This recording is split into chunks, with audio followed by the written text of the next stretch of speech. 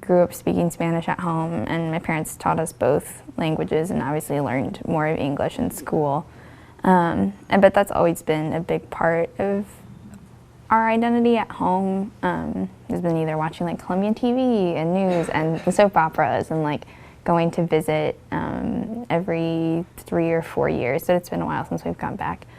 And then my parents they always talk about Colombia, and I think they very much they give a different perspective on American culture than what I might get at school or what I think is normal. And so there's kind of, as I've grown up, there's been more of that tension where like the values are maybe just a little bit different because my whole environment is not Colombian. Like I go to a state school and I went to public high school. Like I didn't have just like Colombian friends all around me.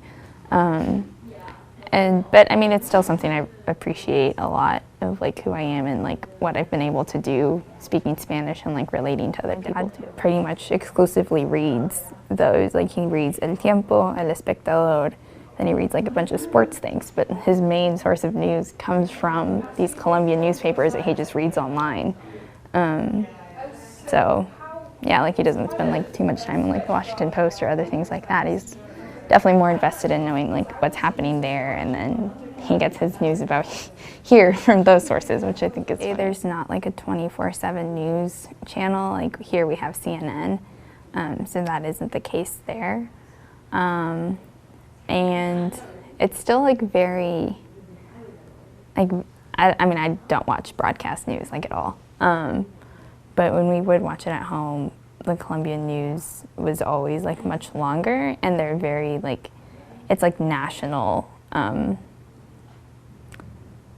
channels. Like you can get like local channels, and like there's not, I mean for me it's really hard to say that there is like a local TV station that it's like, oh, I turn on KOMU8 here, or in Peoria it's like WMBD.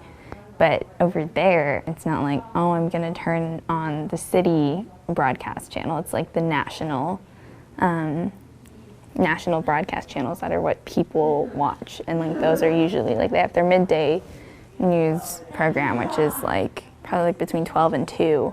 It's like 2 hours of news, and they have like all their hard news, international news, sports, and then they have an entertainment section. I hear about Colombia still, it's still like, oh, like this place of all these drug cartels and like all these drug wars are going on, like the country of Pablo Escobar. And I'm like, wow, we have like a million other things that are different, and not everyone sells drugs.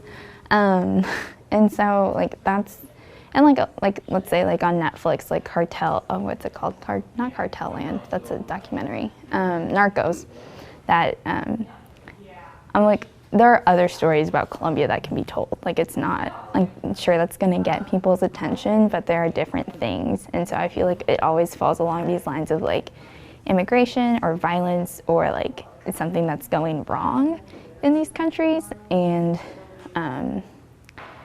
or like you see like Latinos portrayed in like always like these service kind of things. So like a housemaid or a restaurant owner or something, where it's like, well, Latinos can also be successful in other aspects of like any career.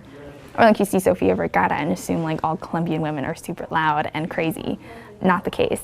And so, yeah, like I don't know. It's just like, I just see it's like very flat, or like there's these assumptions that all Latina women look like Sofia Vergara, or I'm just like, I don't look like that, or like other Latina women don't look like that.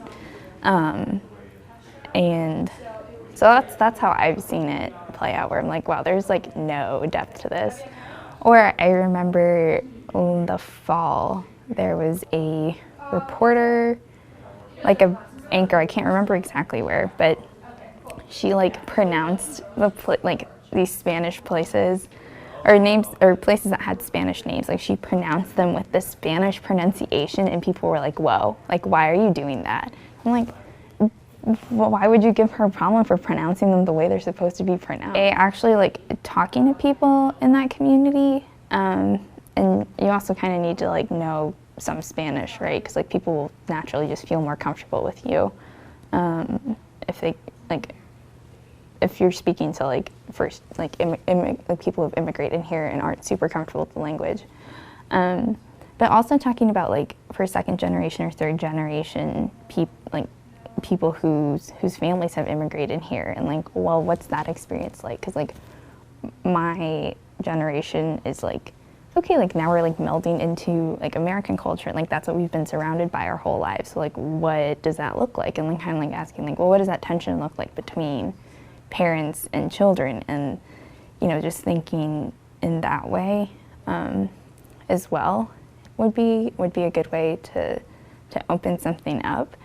And I think even just like taking out a map and looking at different countries, like, oh, like, well, I wonder if there's like a Colombian population here, or is there a Bolivian population? Like, what's their experience like? Like, how did they get here? How are they still connected to their homeland, or like, what businesses have they opened up here? Like, I mean, I would have questions about that. Like, I don't know, like and so even just doing something simple like that, or, but really like the main thing I would say is like actually like going to talk with people as a person, and not just like, I have this story, I need to find the people that are gonna fit it, and then go and find those people and then be done and never come back.